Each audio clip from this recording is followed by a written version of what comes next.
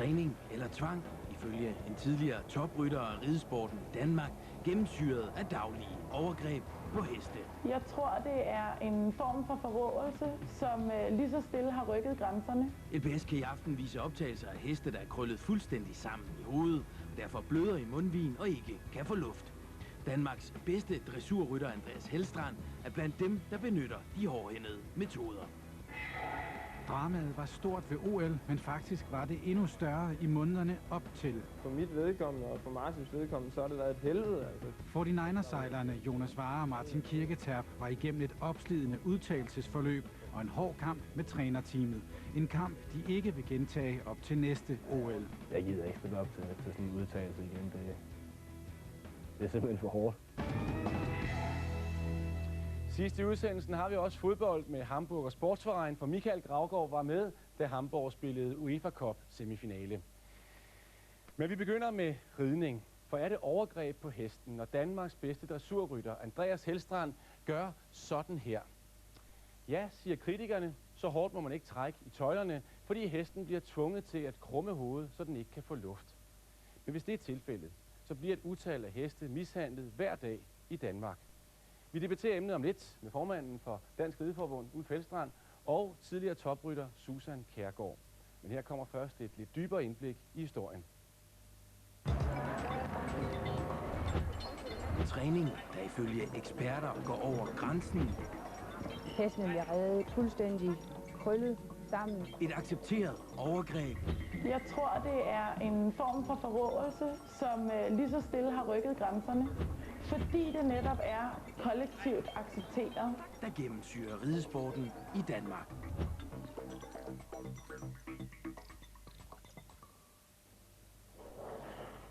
Den tidligere danske toprytter Susan Kjærgaard kigger på 5 år gamle optagelser af sig selv. Jeg bliver ked af det på hestens vegne, og så bliver jeg flov. Fra et ganske almindeligt træningspas, som hun har haft flere hundrede af gennem karrieren. Der er ingen råben og skrigen og pisken og umiddelbar voldsom adfærd.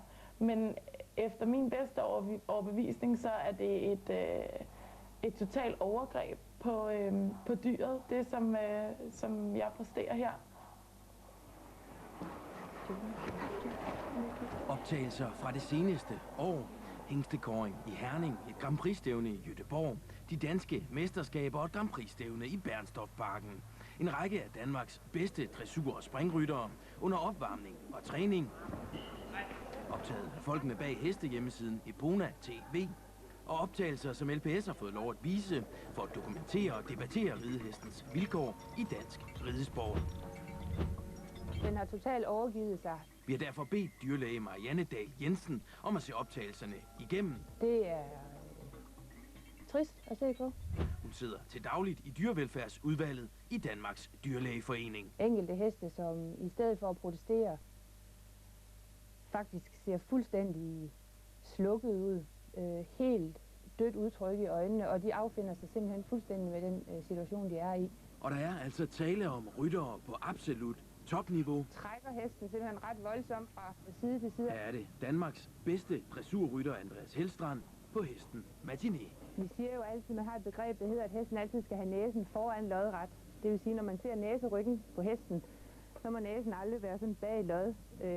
Og når man ser her, så er den jo konstant det på grund af det træk, der er i tøjlen. Det vil sige, at den burde være helt herhenne, og det er så et meget tydeligt billede på, hvor stramt hesten bliver holdt. Kan det være en fejl, han kommer til at lave de der små, hvis du siger, der ikke skal så meget til? Det er jeg sikker på, at det ikke er. Altså, det er helt bevidst, at han gør det. LPS har talt med Andreas Helstrand. Han har ikke lyst til at kommentere på disse optagelser. Som konkurrencerytter har man en række hjælpemidler til at styre hesten. Eksempelvis sporer på støvlen og en ridepisk. Det mest kraftfulde hjælpemiddel er det såkaldte bid. Et metalstykke, som hesten har i munden, og som sidder for enden af den tøjle, som rytteren har i hænderne.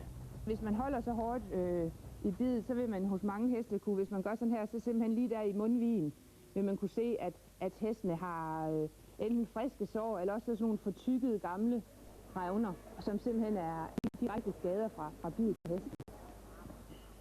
Når hesten bliver foldet så kraftigt sammen herop, altså i foreningen mellem hoved og hals, samtidig med at de bliver holdt så hårdt, så blokerer man simpelthen blodomløbet delvist til området ved munden. Og vi ser desværre tit hos dressurhestene, at de bliver helt misfarvet i munden, altså blå, simpelthen på grund af iltmangel.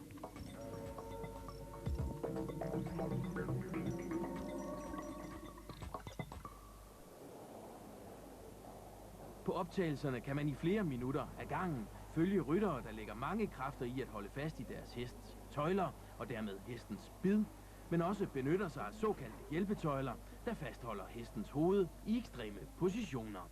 Altså det er et overgreb mod hesten, fordi hesten bliver udsat for en konstant og en langvarig pres fra rytterens side. Overgreb, der med tiden forplanter sig hos hesten. Så laver jeg lige en bøjeprøve på hans ene bagben. Vi ser rigtig mange skader hos hestene, som relaterer til den måde, hesten bliver trænet på. Det er halte heste, altså heste, der har ondt i benene, fordi de ikke bevæger sig korrekt. Heste, der har ondt i halsen og i ryggen, på grund af, igen, at de ikke trænes korrekt. Og så er det også heste, der simpelthen får adfærdsproblemer, altså der bliver svære at ride. Vi har også bedt landsholdets dyrlæge om at se vores klip igennem. Hvis man ikke er vant til at se den form for træning, så kan det se voldsomt ud, endda meget voldsomt. Alligevel er Hans Christian Mathisen overbevist om, at hestesporten ikke har noget generelt problem med voldsom træning. Altså man skal ikke forsvare de træningsmetoder, det skal man ikke, og det er heller ikke mit job som dyrlæge, det er det ikke. Jeg vil sige sådan, at hvis du spørger hen i nærheden af, om vi ser nogle permanente skader i forhold til det her, så ser vi ikke flere permanente skader på baggrund af de her træningsmetoder i forhold til, vi ser andre skader. Og det er sådan rent statistisk. Der står du fint. I dag har Susan Kjærgaard lagt både landsholdskarrieren og den voldsomme træning på hylden. I stedet forsøger hun at træne hesten til at reagere på lyde og lette ryg i tøjlerne. Når man træner på den her måde, så tager det længere tid at komme fra A til B. Fordi det her er træning, det andet er tvang. Nu er den her hest jo trænet, så der kan man faktisk se, hvor lidt der skal til. Og der skal ikke mange kræfter til at få en tonstung hest til at lystre. Så skal der ikke mere pres til end det her, før hesten den giver en reaktion. Det er nærmest ingenting. Det er et par gram. Alligevel er det tilsyneladende udbredt at ride hestene hårdt. På de optagelser, LBS er kommet i besiddelse af, er der sekvenser med en række aktuelle landsholdsryttere. På topplan tror jeg, det er ganske få procent, der ikke rider og træner sådan her. Det vil jo smitte af. Det er jo rollemodellerne. Og ifølge en ekspert i dyrevelfærd er der tale om decideret dyreplageri. Det mener jeg. Det er ikke i orden for en hest at gå så krummet sammen, som de her heste gør, i så lang tid ad gangen. LBS har kontaktet flere af rytterne på optagelserne. Fra Herning er der en sekvens på 10 minutter med landsholdsrytteren Joachim Thomsen. Joachim. Men trods flere henvendelser har han ikke ønsket at deltage i dette program. Den må jeg lige tænke lidt over. Det vil landsholdsrytteren Linnea Eriksson dog gerne. Hej Thomsen. Jeg forsøger altid at ride i harmoni med min hest, og jeg vil gøre alt for, at de har det rigtig, rigtig godt, for jeg elsker min hest. På optagelser fra Göteborg bruger hun en såkaldt glidetøjle. Man strammer simpelthen hesten ind, og den har ingen som helst mulighed for at slå hovedet op og sige, det vil jeg ikke det her. Men ifølge Linnea Eriksson forstår hun at bruge glidetøjlen rigtigt. Der er selvfølgelig nogen, som ikke er så dygtige til at ride, som ikke har deres grunduddannelse i orden, som bruger lidt for voldsomme metoder. Men det er ikke tilfældet i min sag. Du er ret sikker på, at du rider hesten, som den skal ride? Ja, det gør jeg.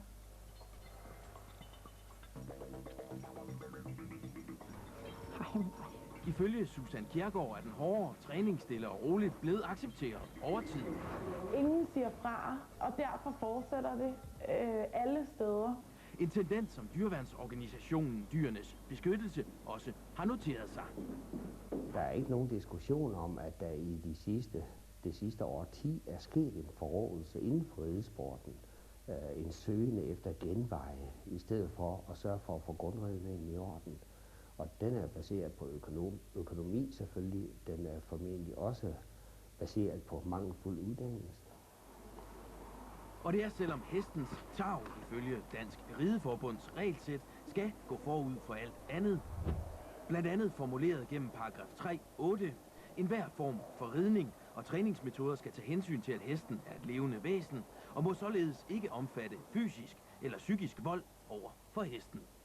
Jeg vil ønske, og man burde vel også kunne forvente, at Rideforbundet levede op til deres egne beskrivelser og deres egne regelsæt, og det synes jeg ikke, de gør.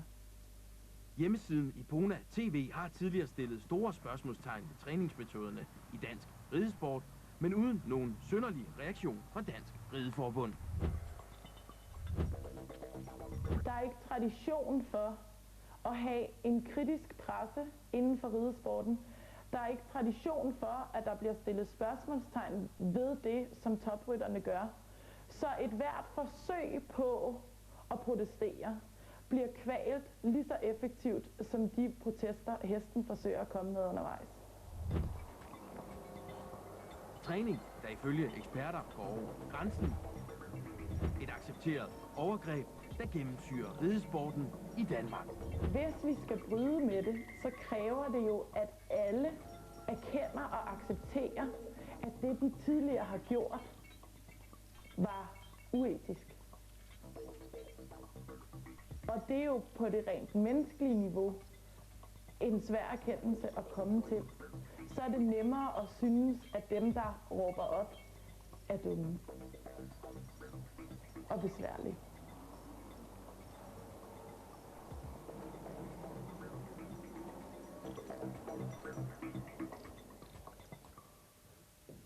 Ulf Feldstrand, Susan Kjærgaard, god aften. Ulf, jeg står her med et krav, som hedder, det er en sikkerhedsvejledning, som hvis man skal være medlem af Dansk Rideforbund, så skal man også underkaste de her regler. Det er noget til rideklubberne.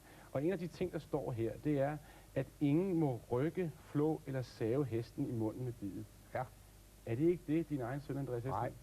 Hvad er det så, han gør? Han starter sin opvarmning ved at føle sig frem. Du vil ikke kunne se på en antrukken tøjle, hvor mange gram han har her. Save, det er sådan her, i den her takt.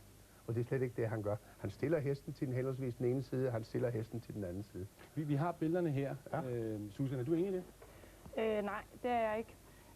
Når man har et stangbid i munden, som vi ser på billederne her, så får man jo utrolig stor magt, og man kan se på rytteren, at han lægger vægten tilbage i tøjlen, og man kan samtidig se på hesten, at den forsøger at aflade noget af smerten ved at åbne munden for at få skabt plads derinde.